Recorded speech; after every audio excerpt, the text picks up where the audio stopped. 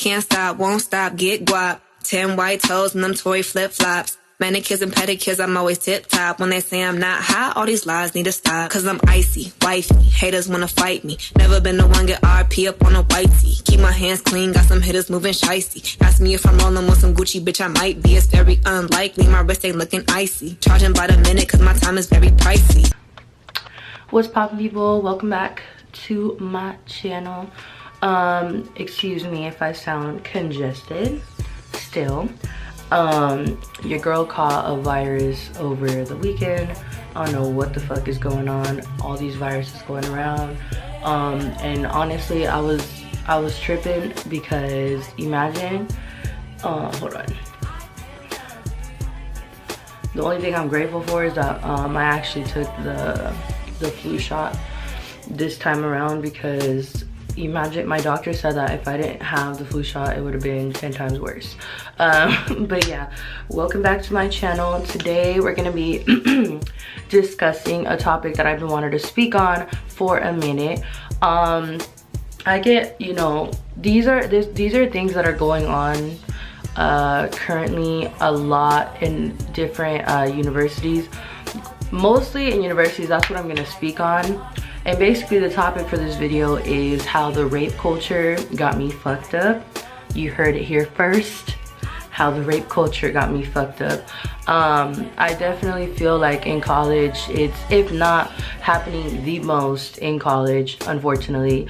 And it's so easy for us to say, you know, that the rape rate in universities is, you know, the highest and whatever. We hear all the stats, like everything is there that says, you know what I mean, that we have the highest rate of the amount of rape cases that happen on campus.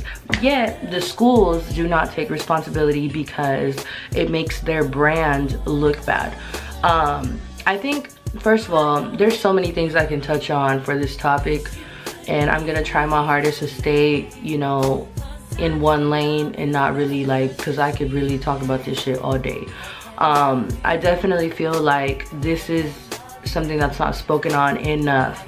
And it's something, excuse my ratchet nose, but it's something that there isn't enough awareness for. And there isn't enough awareness for because of the fear that the schools have. I definitely feel like it's fear, because they don't speak on these events going on campus. Like they you know, they report it because they legally have to put that out there, the information, but then it's like people move on. And for example, there was a case that happened, I mean, one of the many that already happened this school year. There was this case that happened, and it was apparently in the dorms. Somebody got raped in the dorms, and the first thing that I hear people say, and this is like the common, you feel me, the common person, students, staff, whatever, what you hear is, oh well, why did they let them in?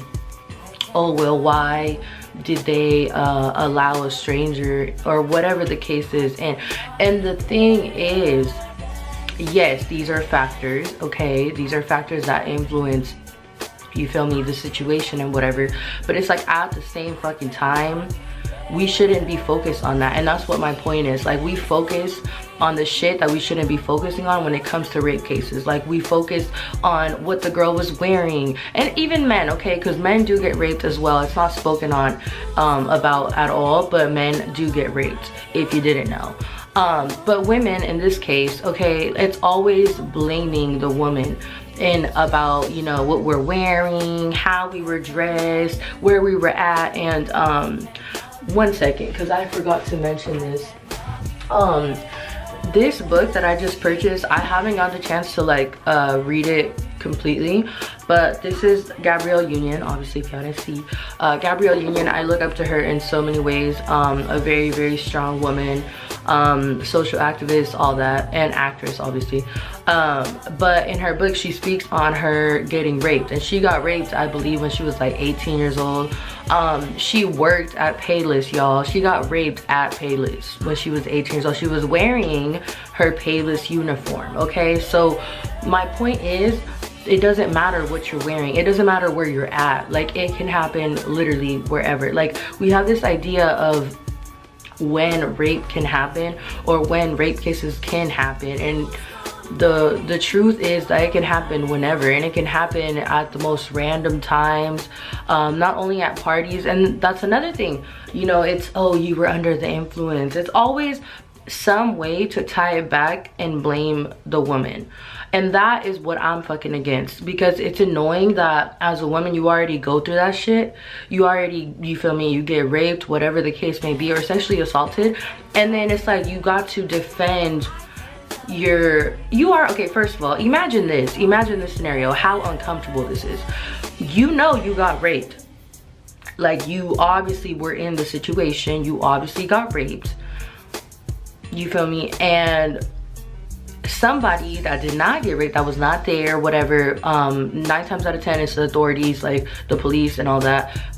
If you're wondering why women don't report these things that happen and we stay quiet, it's because of this. Okay, imagine you get raped, and obviously you remember that because you're traumatized. Obviously you don't just forget that from Monday to Tuesday. Okay, and then it's like, you feel me, you have to sit here and explain yourself.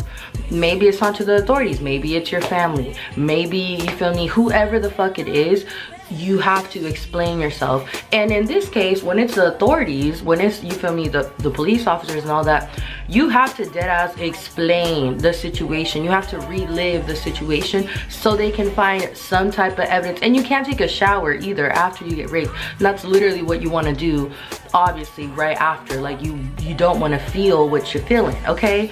So it's uncomfortable because you have to, like, put yourself back in that situation and, like, remember, go back down memory lane of that traumatizing ass experience, and then explain yourself to these people that 9 times out of 10 don't even know what the fuck they're talking about, and, you feel me, are just doing their job, you know. And then that's 9 times out of 10 why people don't even bother reporting the shit, because, you feel me, there's no point. There's literally no point. You get no type of justice for your situation because you have to explain it like you're lying. Who the fuck wants to lie about that? I'm aware, you feel me, there's some women that have lied. For example, the Tupac case, okay, and yes, I'm gonna just talk about that because I love Pac, but that case, okay, he went to jail because of that shit. Like, what the fuck? The girl lied on him, said that that he raped her when he didn't, and obviously they didn't find any evidence, and that was another situation, right? So that does happen. But what I'm saying is 9 times out of 10, women aren't out here lying about being sexually assaulted and raped. Okay, so yeah, I don't want to make this video too long. I'll probably touch on this subject again some way, shape, or form later on down the line, but this is just a start.